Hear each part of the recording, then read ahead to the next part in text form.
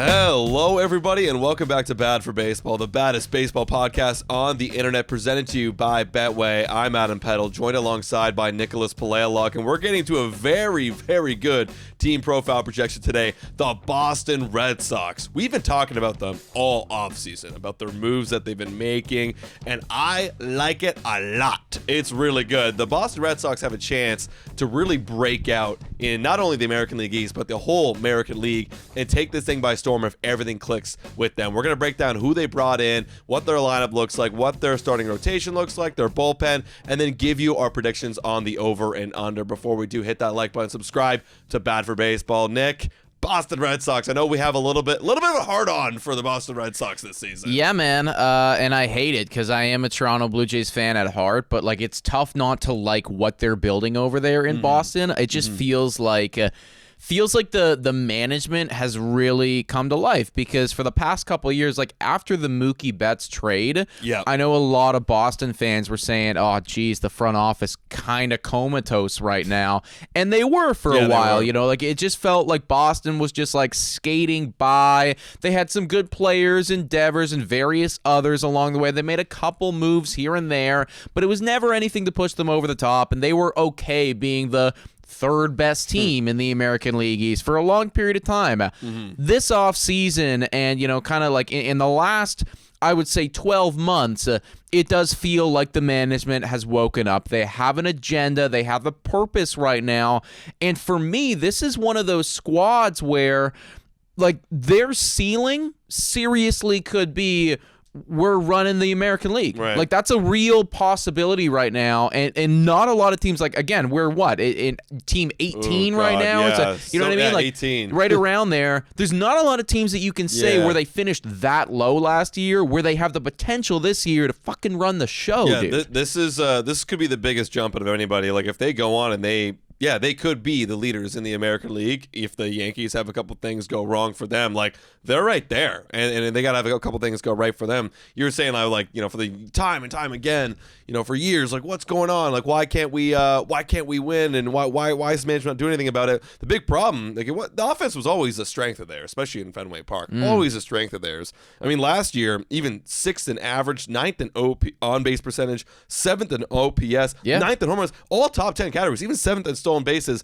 The problem was the pitching, and the relief pitching was really bad last year. They actually had some pretty good starting pitchers last year. The ERA was 7th and 3rd in whip. They got off to a very hot start, but then near the end of the year, it felt like the wheels just fell off, and you know, they kind of regressed back to their ways of the past. But they did make a big acquisition. Let's start with who they brought in. The big one we got to talk about right now is Garrett Crochet.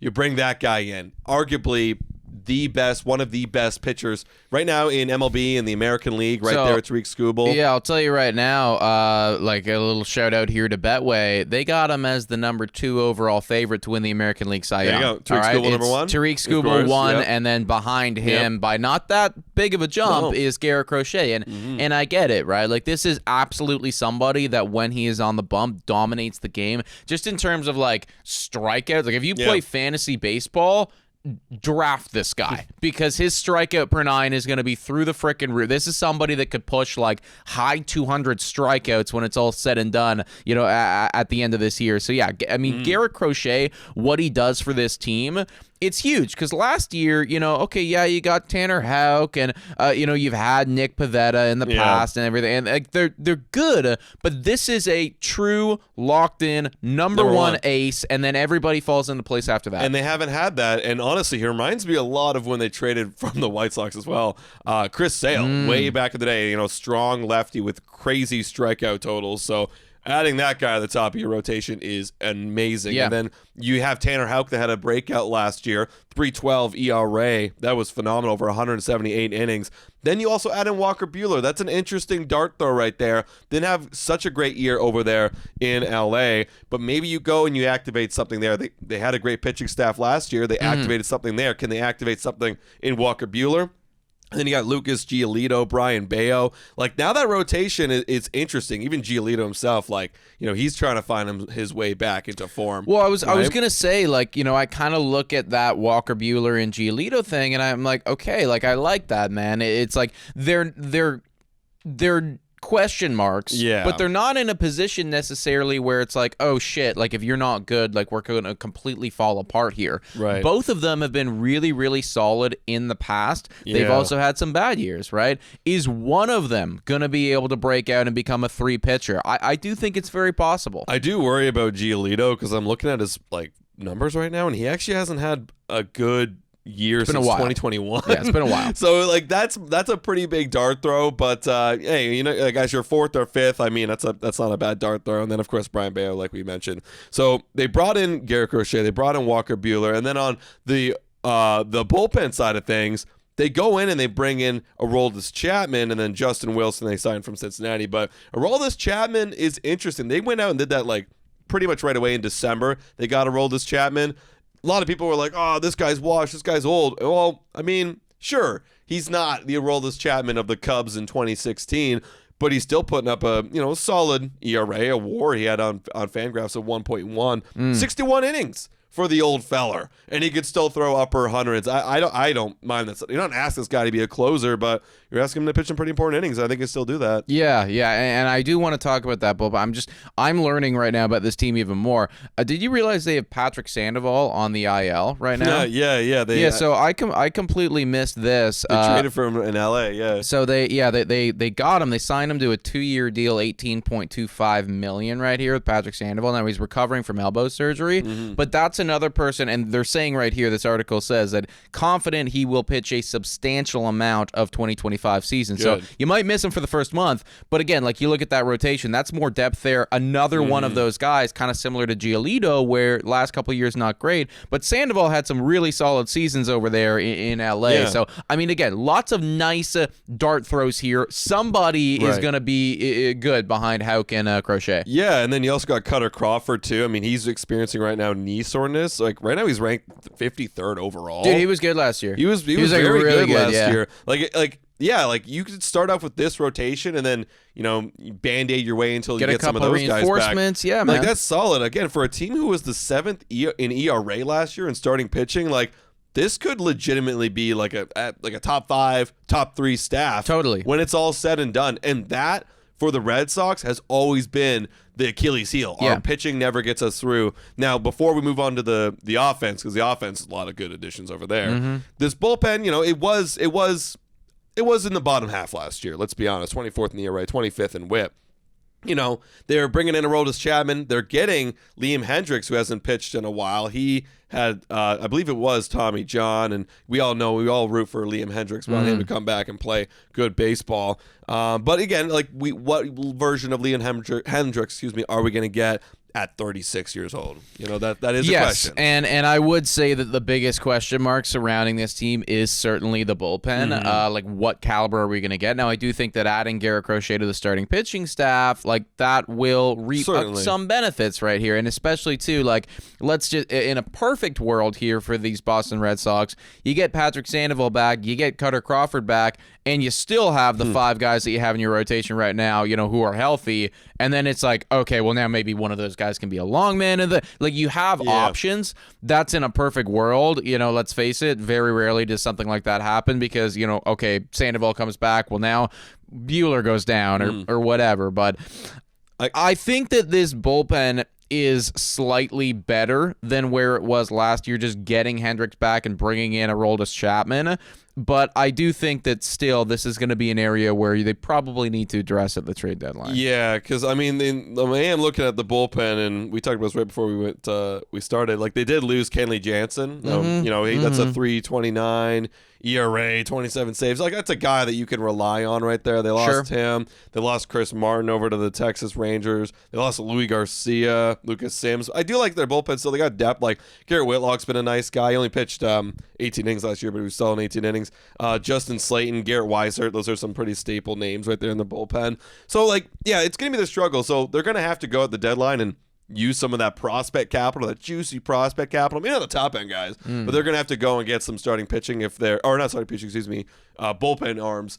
They're going to have to fight for it. Everyone needs bullpen arms by the deadline. They're going to have to go and get it. And honestly, man, like if that's your big problem, like I think that's perfectly fine because also too, like as we know, bullpens are so bloody volatile, right? Yeah. I wouldn't be shocked if it's like, oh shit, like Boston's got a good bullpen this year. Yeah, you know, what we sure. all thought was a problem. It's like, wait a second, like now they're all good, right? Because we've seen that happen time and time again. I mean, I specifically remember it being a Toronto Blue Jay fan. It was legitimately the span of like 1 year where it's like terrible, like worst bullpen in baseball so bad. And then it's like, oh shit, the bullpen's really good now, Yeah. you know? And so they made a lot of additions too. They did. That bullpen, They did. you But know? again, like I do think that like if this is your big issue, then you're perfectly fine because that offense, like you might not be in a whole lot of situations where you need to, you know, save a game by one run or something like blow that. them out. Yeah. Just blow them out every game and you're fine. And honestly, it's like I do think that there's going to be a decent amount of blowouts in this future. The starting pitching, as we said, it could be a top 5 in baseball.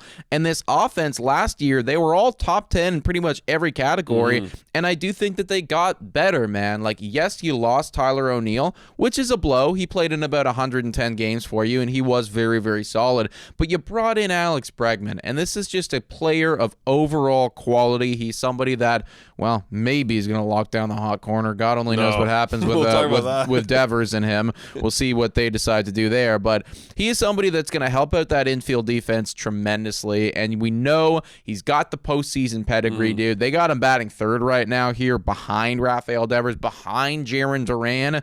I mean, that's about as good as a top 3 as you're going to see in MLB. Yeah, and then you keep going at Tristan Cassis, Yoshida, Trevor Story. That's a story right there. You'll see what you can get. He's finally apparently healthy. I was listening to a broadcast the other day. Finally, apparently he's healthy to begin the year. And I can look at his like I have his baseball savant up here, and I can look at all his like percentile rankings. They don't mean anything if you're an unhealthy player and you've been hurt for years. So they honestly, if they can get 138 games out of Trevor Story and just play solid defense with Alex Bregman up the middle, like that's all you can ask for. That's all you can ask Story. for. And the best part about this, right, is like Story was signed at the time to like come in and kind of be that big bat and everything like that. Well, now they got him down batting 6th, and the pressure's kind of off, and it's like, okay, like if I could very easily see, you know, 130, 140 games from Trevor Story, you know, with like a mid to high 700 OPS. Yeah, if he's healthy. Yeah. And it's like, oh my God, like that's phenomenal. beautiful right down there, you know, in kind of like the latter half of your lineup. So I think the situation that he's found himself in right now is definitely a good one. Yeah, and all the rest of the lineup, Abreu, Wong, Rafael, like every single person last year, other than Trevor Story and Rafael, had an OPS above 750. That's great. Like, you know, Trevor Story is 733 and Rafael is 664. But again, like we kind of alluded to, maybe at one point some of these young prospects come up and can claim a spot. So they're fully loaded. Yeah, let me talk very quickly about those young prospects, specifically their top 3. Roman Anthony, that name locked in. He is the number 2 overall prospect in all of baseball. Christian Campbell, number 7 overall prospect in all of baseball. And then Marcelo Mayer, number 12 overall prospect in all of baseball. Every single one of them plays a different position than the other one. They are all offense, and they are all projected to come up in 2025. So they're not competing with one another. And honestly, like we're going to see at least one or maybe even all 3 of them at some point this year if there's a spot available for one of these other guys. And, you know, again, like this is just another one of those really nice dart throws that could be really good for Boston. Yeah, like if everyone's healthy, it'll be tough to find some playing time, like especially if everyone's doing good. But as soon as someone gets hurt, if someone's underperforming, why not? You know, this is the year to go get it. Exactly, right? Like, again, like there is like, let's just say, for instance, oh, no, you know, like Willie Abreu is not playing as good as we want him to right now, you know? Well, guess what?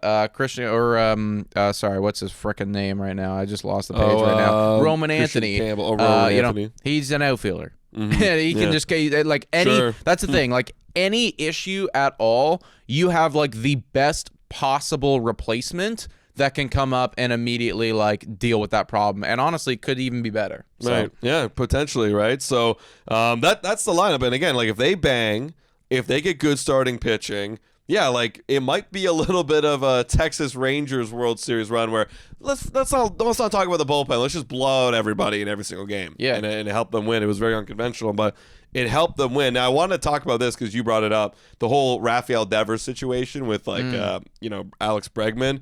I know you were away in Portugal. I actually brought this up on a podcast, but the whole word is that Alex Bregman's cool playing second base. He's like, put me wherever you want because like I'm cool with that. And then, but because Rafael Devers making a whole scene being like, he is. I don't want to play anything but third. Even David Ortiz coming out and defending him, being like, you got to listen to your superstar guy. Like these guys don't just grow on trees. Like if he wants to play third, you let him play third. So I don't know. Well, I want to get your thoughts on that. Like, do you think that's the best thing for the team to let your superstar cornerstone guy that he's been there the longest of anybody on the Boston Red Sox play his position that has made him who he is? I think that I think that the situation probably should have been handled better than this. Right.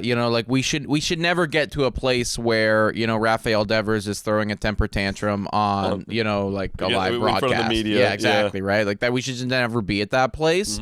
There would have been ways to handle this behind closed doors that probably could have convinced because here's the big thing. I believe what's best for the team is for Devers to move to second and have the guy that just won a Gold Glove play and third. have Devers accept it exactly and like that's the thing, own it. But he's got to he's got to actually accept that. It feels like right now that's not the way of it. So I think that I think they handled the situation poorly. There was a way to navigate this where you sat everybody in a room. You were like, all right, how do we make this work, boys? Come to a collaborative effort, and then eventually maybe Devers decides, okay, I can do this for the team type thing. That's not what happened. So I guess at this point, if it's really going to fucking piss them off, then you just got to ride with it, which sucks because, that's the thing. Bregman is super good. But yeah. That's what I actually kind of agree with in a sense where it's like, if Rafael Devers is your superstar guy, he is undoubtedly the best hitter in this entire lineup. And if he, again, to each thrown, if he's having a problem, like, I play third, well, maybe he plays third because, and he wants to still play third because it helps him with his at-bats. That's what everyone talks about. Like, you play some defense, take your mind off the at-bat, then you can go back out there and hit, and it helps you stay athletic, helps you stay on your feet, rather than being a DH and sit on your ass or first base. You're not really moving around a whole lot. So it's like, I get it from his perspective and wanting to have that part of his game to stay athletic, but yeah, for overall, like you have a baseball reference page or a baseball savant page where your outs above average is atrocious. Yeah, again, like he is terrible at it, and that's why this is a talking. That's why it's a talking point. Even, like if he was average, it'd be like, all right, whatever, fine, like we can get over it. You can actually save games. Yeah, the problem is that he is quite literally one of the worst third basemen, and now you have one of the best third basemen also on your roster. It's just unfortunate that if this was a video game or like we're just looking at numbers, this is obviously the answer, but this is a human being, and you kind of have to let him, whatever makes him click, you got to let him click. Yeah, man. So with all that being said, what's the line? I already know where I'm going. I don't really care what it is unless it's something crazy, but I don't think it's going to be. No, it's not. What is it? Big shout out here to Betway, everybody. Hit your picks and knock it out of the park with Betway. Scan the QR code on the screen or click the link in the details section to join the action. Only available in Ontario. Must be 19 plus. Please play responsibly. The over-under is 84.5. So... yeah, I'm smashing the over. It's the favorite. The line is really skewed. I think they made this line before they signed Alex Bregman, and once they did, the line stayed at where it was, but the odds changed. And yeah, you're not making as much if you pick the over, but there's nothing telling me that they would ever hit the under. Like, what in reality would they hit the under? Garrett Corchet gets hurt, Devers gets hurt, Bregman gets hurt, and Houck gets hurt. Then maybe you're having an argument. Yeah, then you're hitting the under for sure. But look, there's too much star power here. There's too much depth. There's too much prospect bullets to fire off at the deadline. There's just too much going right. This is clearly a team like if you're saying that they go under, you're basically calling them a 500 ball team, and that's crazy. Not what they are. And again, even last year, I thought they got unlucky. Like with a top 10 offense and a top 10 rotation. Yeah. Like you should be a lot better. You should be 85, 86 for wins. For real, dude. They weren't. So 100%, this team's going over. Wouldn't be shocked at all to see them like even win the American League East, but like certainly be like up there competing for it. I see this Boston Red Sox team finishing with 92, 93 wins, being in the wild card solidly, and then honestly like maybe making a play for it all when it's said and done. I think that could be a very realistic outcome. Even their floor, I could see it being like 86, 87, and you're and you're going for and a you wild still card. make the wild card. You're still making the wild card in of the American AL. League. So, guys, let us know in the chat. What do you guys think? Do you guys like the over? Do you guys like the under? Let us know your thoughts about Rafael Devers and the Boston Red Sox on our YouTube channel. Yeah, please hit that like, smash the subscribe button, folks. We appreciate every single one of you, and we'll catch you in the next one. Cheers.